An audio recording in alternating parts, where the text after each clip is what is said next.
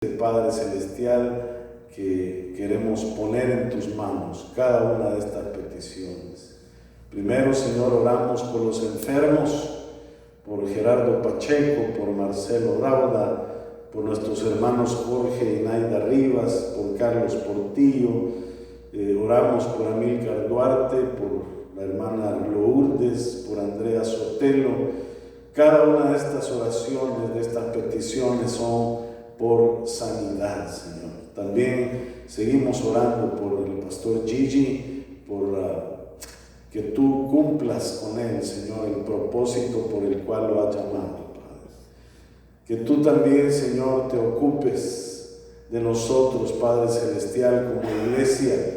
Oramos también por la casa de oración de la familia Molina. Te damos gracias por lo que tú estás haciendo ahí, Señor, porque hay enseñanza, hay aprendizaje, y cada uno de nosotros, Señor, estamos siendo discipulados en ese lugar.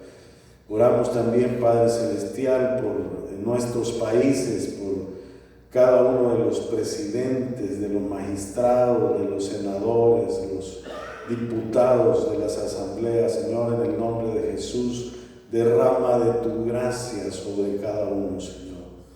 Oramos, Padre Celestial, por Israel, para que tú sigas bendiciendo ese gran pueblo, Señor, que es tu pueblo, Padre.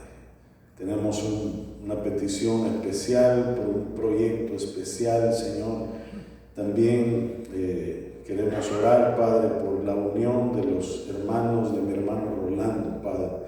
Que haya amor, Señor, pero por sobre todas las cosas, que puedan encontrar cada uno la salvación. Gracias, Padre Celestial, por este tiempo que nos ha permitido interceder, Padre. Gracias, bendito Dios.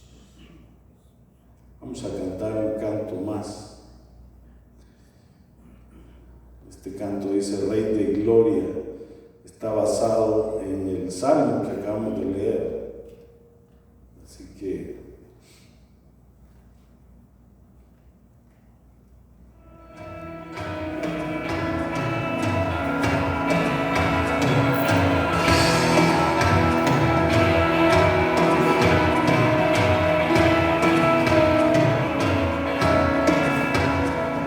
¿quién es el Rey de Gloria?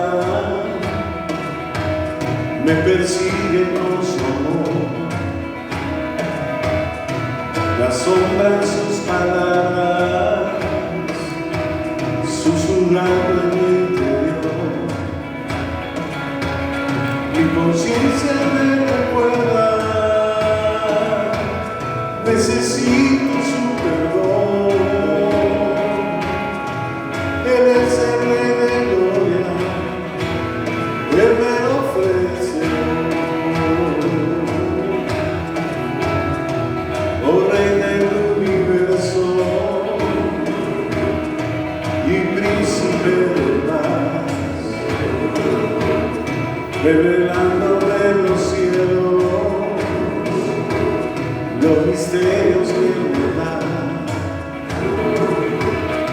Mi espíritu anhela de su gracia y su verdad. Él es el Rey de Gloria, Hijo de hombre, Hijo de Dios. Su nombre es Cristo, Jesucristo,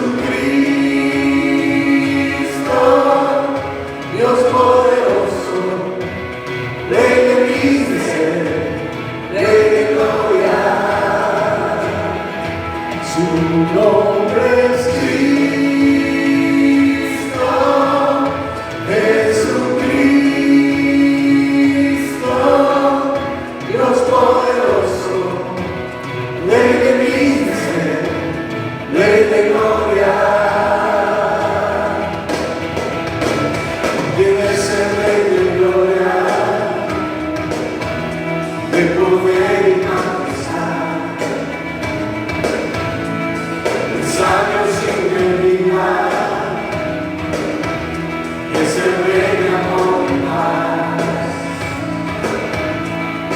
Señor del cielo y tierra,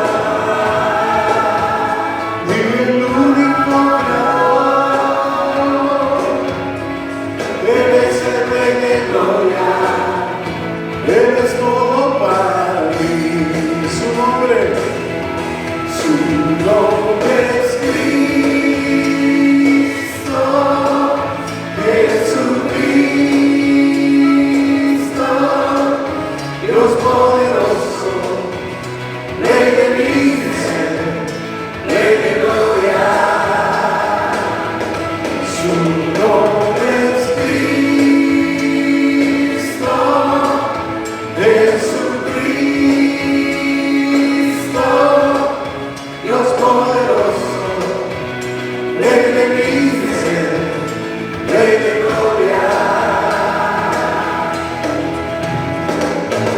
Ese Rey de gloria te persigue con su amor, la sombra en sus palabras, susurrando en mi interior. Mi conciencia me recuerda, necesito su perdón. Eres el Rey de gloria, Él me lo ofreció. Su nombre es Cristo, Jesucristo, Dios poderoso, Rey de vida, Rey de gloria. Su nombre es Cristo, Jesucristo, Dios poderoso, Rey de vida, Rey de gloria. Es Cristo, Jesucristo, Dios poderoso, Rey de vida, Rey de gloria. Su nombre es Cristo, Jesucristo, Dios poderoso, Rey de vida, Rey de gloria.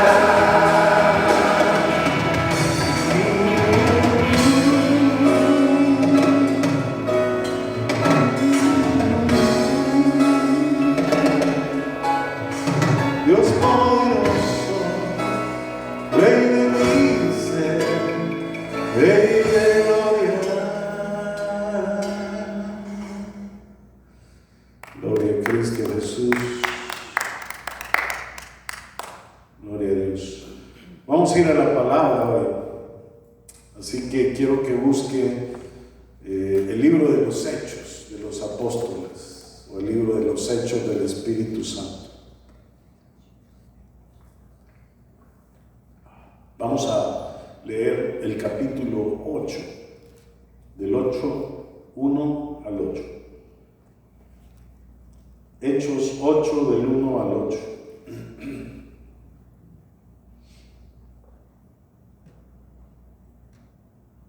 Dice la palabra de esta manera: y Saulo consentía en su muerte. En aquel día hubo una gran persecución contra la iglesia que estaba en Jerusalén, y todos fueron esparcidos por las tierras de Judea y de Samaria, salvo los apóstoles. Y hombres piadosos llevaron a enterrar a Esteban e hicieron gran llanto sobre él. Y Saulo asolaba la iglesia, y entrando casa por casa arrastraba a hombres y a mujeres y los entregaba en la cárcel.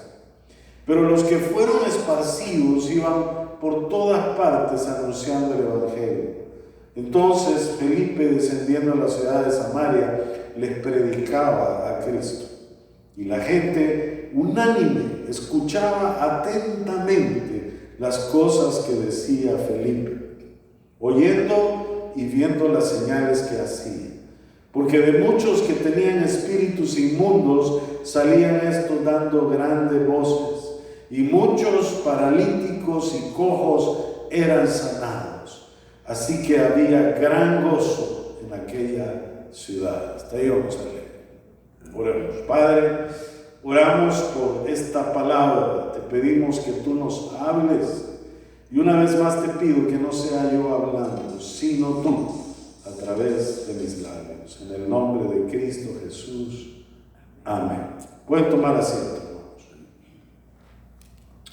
Bueno, este es un pasaje muy particular del libro de los Hechos, porque habla acerca de la iglesia primitiva, la iglesia naciente, que en Jerusalén había experimentado un crecimiento muy grande. Era de las iglesias nuevas, primerizas, pero que ya tenían muchísimos miembros. Si se recuerdan, empezando por el capítulo 2 del libro de los Hechos, se narra cómo en la primera intervención del apóstol Pedro fueron 3,000 los que fueron salvados. Imagínense cuánta gente no tenía esa iglesia. Y luego dice que por el templo y por las casas iban pues predicando la palabra en Jerusalén. O sea, ahí nació la iglesia. Pero llegó un momento, hermanos, que la iglesia experimentó esto que estamos viendo en el capítulo 8. Experimentó lo que se llama la persecución. Algo a lo que nosotros tal vez no estamos acostumbrados hoy en día, porque vivimos en un país libre, en el cual se respeta la libertad de expresión en cuanto a religión, raza, convicciones, etc. Sin embargo, este respeto a todo eso, como que en esta época ha cruzado la línea, ¿verdad? Y es la línea de las cosas que no son permitidas, o nos hemos vuelto muy permisivos con ciertas cosas. Hay cosas que antes no eran permitidas, pero ahora son toleradas, como el aborto, como el casamiento de personas del mismo sexo, etcétera, etcétera. Y ahora pues hasta se han inventado un nuevo vocabulario, ¿verdad?, para transmitir lo que es el género, cosa que eso no existe, ¿verdad? Pero bueno, así que estamos comenzando a vivir en estas épocas una persecución por nuestra manera de pensar y comportarnos de acuerdo a lo que dice la palabra de Dios. Nosotros debemos estar en contra de todo eso, ¿verdad? Ahora, si bien es cierto que no andan detrás de nosotros, como en algunos países, ¿verdad?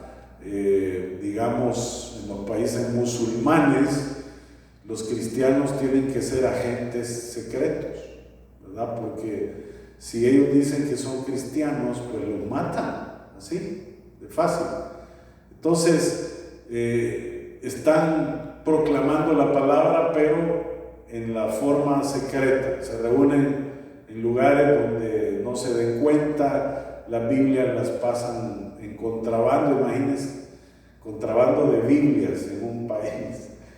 Es muy natural, ¿verdad?, que haya un contrabando de drogas y de todo ese tipo de cosas, pero en esos países el contrabando es de Biblias. Pero bueno, ahora, quiero hacerles una pregunta, que no me la respondan, pero que usted se quede ahí con esa pregunta y se la responde a usted mismo. ¿Usted cree que las cosas pasan por casualidad? ¿Será que Dios tiene planes a través de esas cosas como la persecución? Quiero decirle algo importante que está en la Biblia, que todas las cosas están bajo el control de Dios.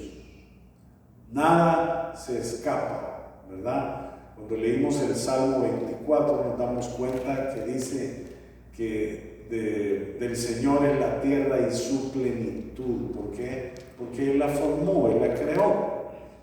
Entonces Romanos 8:28, yo quiero que lo busquen. da una respuesta a esa pregunta que acabamos de hacer. Romanos 8:28. ¿Lo tenemos? Dice: y sabemos que a los que aman a Dios, todas las cosas les ayudan a bien. Esto es, a los que conforme a su propósito son llamados. Este versículo me gusta mucho por el hecho de que algunas veces estamos atravesando por situaciones que no son muy buenas, situaciones difíciles. Estamos atravesando por cosas terribles que no quisiéramos pasar. Y algunas de ellas podría ser la persecución, ¿verdad? Si nos fijamos en el relato de Hechos capítulo 8, nos damos cuenta que dice que los cristianos fueron esparcidos a todas las regiones. O sea que salieron huyendo. ¿Por qué? Porque Saulo y sus secuaces andaban detrás de los cristianos para matarlos. No era una persecución así sencilla, ¿verdad? Sino que era algo serio. Ahora, esto de la persecución es algo que también está bajo los planes de Dios, ¿verdad? El Señor usa todas esas cosas, ¿para qué? Para nuestro beneficio, aunque no lo creamos. La iglesia primitiva estaba pasando por un momento de confort, de comodidad. El ser humano tiene la tendencia de volverse cómodo. Nos gusta la comodidad, ¿sí o no? Nos gusta el sofá que está más mullido, ¿verdad? Donde no se sienten los resortes, sino que todo es colchoncito. Ahí usted puede sentarse ahí rico para ver la televisión. Nos gusta el trabajo que quede cerca de nuestra casa o quedarnos en la misma empresa por años, ¿verdad? Ahora, eso no está mal, eso está bien, pero cuando se trata de las cosas que están relacionadas con Dios y su propósito, eso no está totalmente bien. Dios dice: quiero que estés incómodo para que se cumpla el propósito en ti. Entonces, con la comodidad, el problema es que viene el conformismo.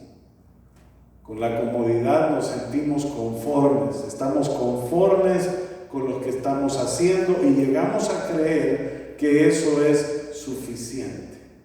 Ahora, Dios permitió, hermanos, la persecución de la iglesia por varias razones que vamos a estudiar, ¿verdad? Número uno, la primera razón es porque el evangelio tiene que ser proclamado a toda criatura.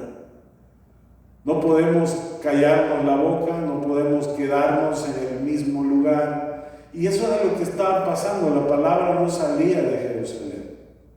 ¿Por qué? Porque todos estaban muy cómodos ahí. Estaban cómodos en su iglesia, mega iglesia de aquella época, ¿verdad? En Jerusalén, porque era una iglesia grande, me imagino que cómoda. Dice que se reunían todos los días en el templo y por las casas partían el alimento, o sea que comían juntos, ¿verdad? Era una coinonía muy linda. Pero el Señor quería cumplir el propósito. ¿Cuál es? El evangelio tiene que ser proclamado. Leamos el libro de los Hechos, ahí estamos, pero en el capítulo 20, versículo 24. Dice: pero de ninguna cosa hago caso ni estimo preciosa mi vida para mí mismo. O sea, esta es una expresión del apóstol Pablo diciendo que en realidad él no quiere nada para sí. Con tal, dice, que acabe mi carrera con gozo y el ministerio que recibí del Señor Jesús para dar testimonio del evangelio de la gracia de Dios. el capítulo 20. Estamos en el 8 y ahí vemos a un Saulo, no a Pablo. Pablo ya era el apóstol de Jesucristo que el Señor había cambiado. En el capítulo 9 es ese cambio de Saulo a Pablo y que ahora sirve a Dios. Ahora, muchas veces, hermanos, perdemos la perspectiva acerca de lo que estamos haciendo y nunca debemos de perder de vista que estamos en la iglesia para proclamar la palabra de Dios. Amén. Hay por lo menos dos cosas que detienen el propósito por el cual estamos establecidos como iglesia. Ojalá que esto no nos vaya a pasar a nosotros. Número uno, el crecimiento numérico. Para muchas iglesias este es un factor que detiene el propósito por el cual la iglesia existe. No me gustaría que cayéramos en esta situación. Y digo esto porque ya sea que la iglesia haya tenido un crecimiento explosivo, o haya crecido lento o no haya crecido nada, nuestra meta no debe de ser el número de personas. Como quien dice, pues ahora ya somos 80, ¿verdad? Como que ya mejor ya no invitemos gente, ¿verdad? Porque así nos conocemos todos. Hay algunos que piensan de esa manera, ¿verdad? O bien llegamos a 250 y la iglesia se llenó y decimos aquí ya no cabe un alma más, ¿verdad? Y mejor no hagamos nada más porque si no la ciudad nos puede poner una multa. Hay gente que así piensa. Todas estas razones no son válidas para Dios.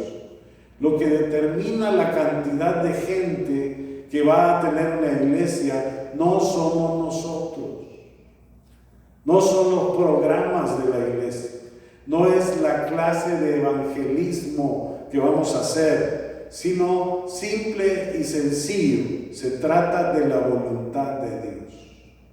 Por eso hay iglesias pequeñas, iglesias medianas, iglesias megas, porque es la voluntad de Dios, ¿verdad? Dios es el que determina el tamaño de una iglesia. Entonces no debemos de enfocarnos en eso, en el crecimiento numérico, sino en compartir lo que nosotros estamos conociendo. Si por esa razón la iglesia se llena, pues gloria a Dios, pero no es el objetivo nuestro. No sé si me doy a entender. Amén. Gloria a Dios. Algunos otros están preocupados por un edificio físico, y este es otro factor que puede desviar el propósito por el cual conformamos a la iglesia. A veces no tenemos clara la visión y la misión de la iglesia y la traducimos en tener un templo, poseer un templo. Este templo no es de nosotros rentamos aquí, ¿verdad? Pero tampoco tenemos esa ansiedad, ¿verdad? Ese anhelo. Sí me gustaría que tuviéramos un templo propio para poder tener nuestros propios servicios a la hora que nosotros quisiéramos. Eso sería fabuloso. O a lo mejor reunirnos el miércoles, el viernes, el domingo. ¿Por qué? Porque eso hace que nosotros tengamos un crecimiento espiritual más rápido. Ahora, no nos dejemos engañar por estas cosas. Yo creo que lo del edificio es algo en lo último que debemos de pensar, ¿verdad?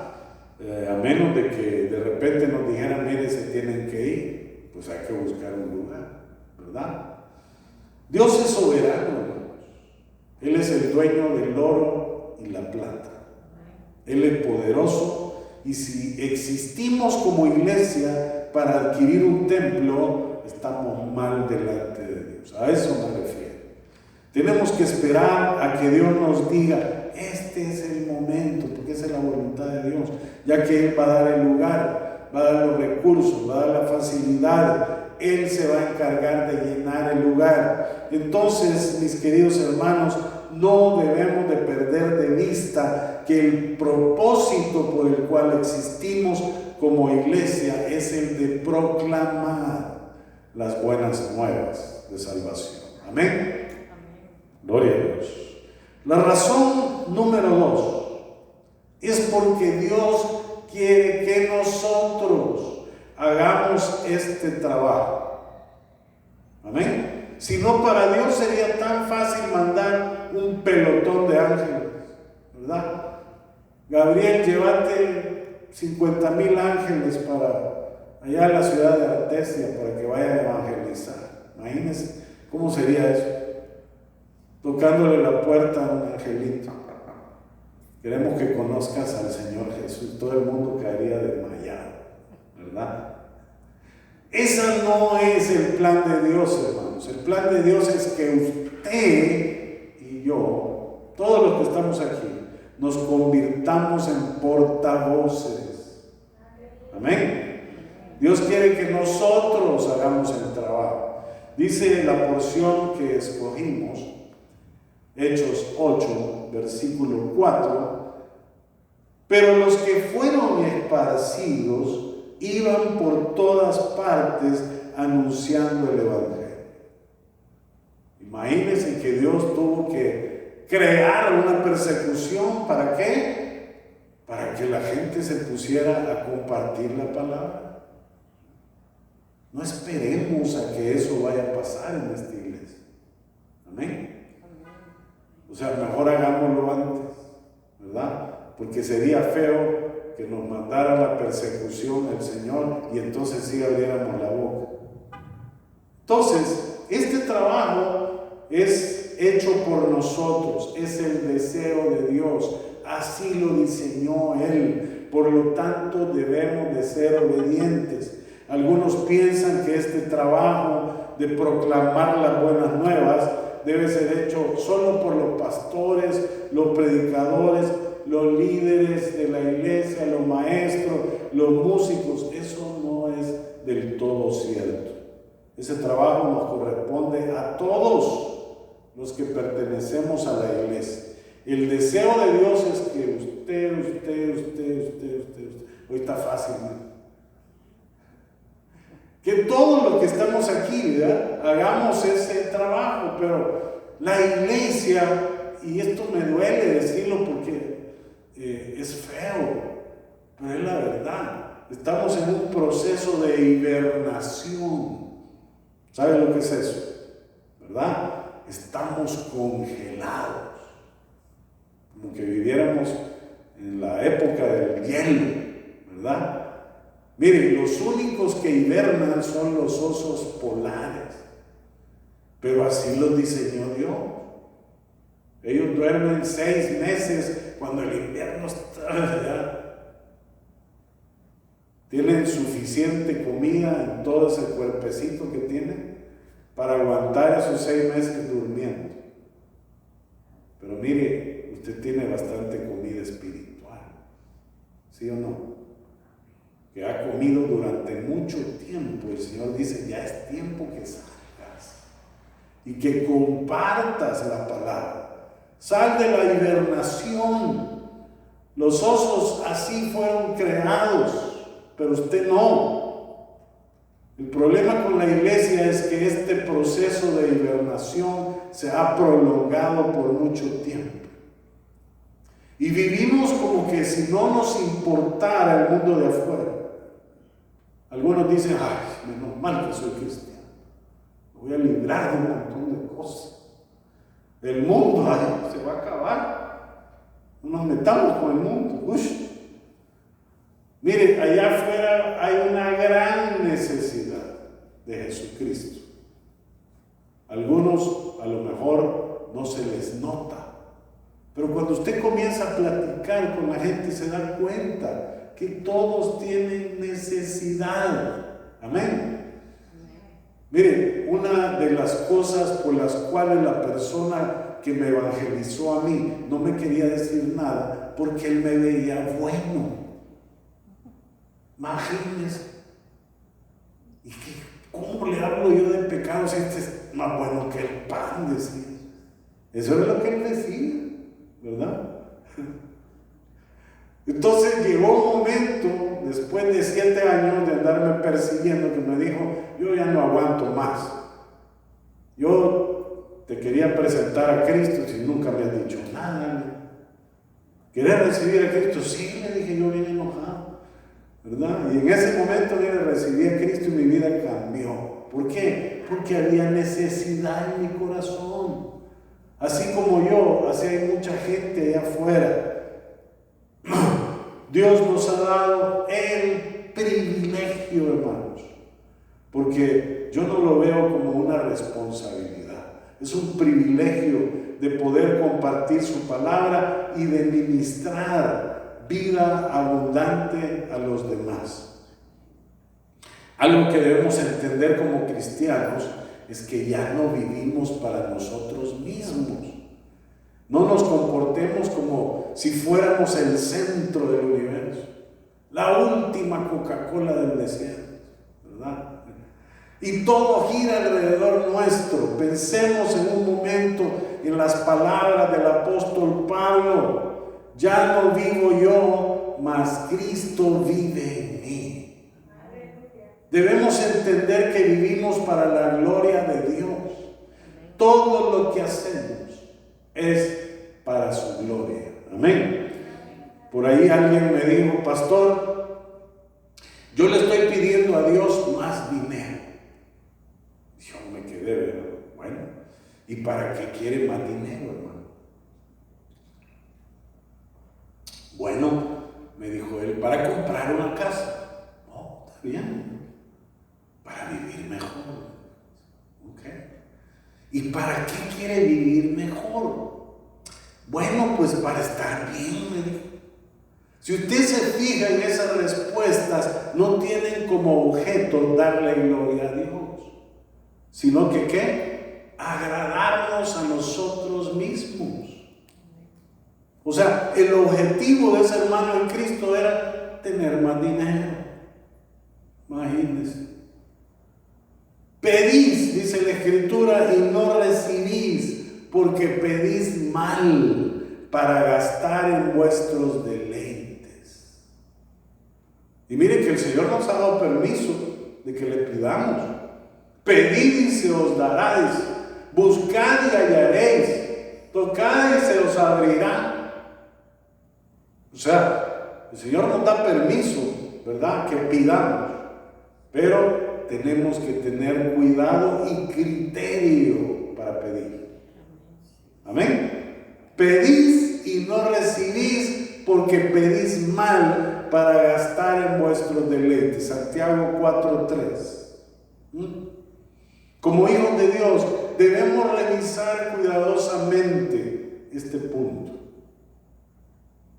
Nuestro objetivo debe de ser vivir para Cristo. Amén. Todo lo que hagamos debe de redundar para Él. El trabajo de proclamar la palabra es el más importante y no lo estamos haciendo. O dígame usted cuántas personas de allá afuera evangelizó hoy.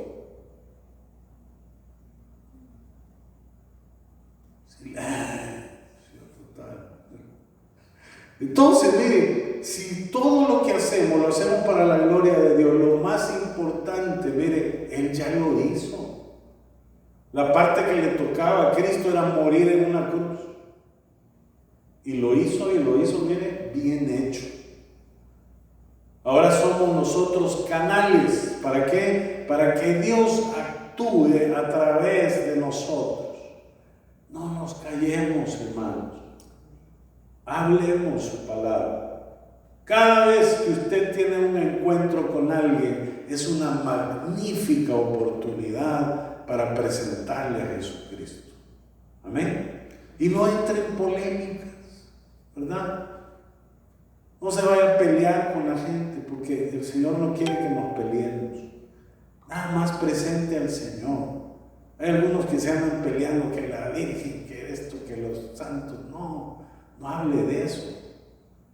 hable de Cristo. La mayoría de católicos conocen o no conocen a Cristo. Sí lo conocen. El problema es que no está dentro de ellos, está afuera. Entonces lo que hay que lograr es que ese Cristo en el cual ellos lo conocen y creen, se lo lleven para acá, al corazón, ¿verdad? Ahí no va a haber polémicas, porque si usted le dice, vea que tú crees en Cristo, claro, le va a ser un católico. ¿Cómo que no? ¿Verdad? Pues ese Cristo es el que yo te quiero ofrecer para que lo tengas aquí en tu corazón. Esa es la manera. Ahora, si estuviéramos en un país musulmán, sería más difícil compartirlo. Pero siempre hay maneras. Dios nos da la forma, hermanos. Por eso estamos aquí, estamos aprendiendo cada día, pero usted ya sabe bastante. ¿Fíjense? Así que a ponernos en la práctica, ¿no es cierto? Amén. Vamos a orar. Padre buen Dios, te damos las gracias por tu palabra. Gracias, Padre Celestial, porque a través de la palabra tú nos hablas. Y hemos recibido, Señor, este mensaje. Te queremos decir, Señor, que vamos a hablar de ti, Señor. Porque ese es el objetivo. No callarnos, no vivir para nosotros, sino vivir para ti. El apóstol Pablo lo entendió, los demás apóstoles también, y al final murieron como mártires a causa de la palabra.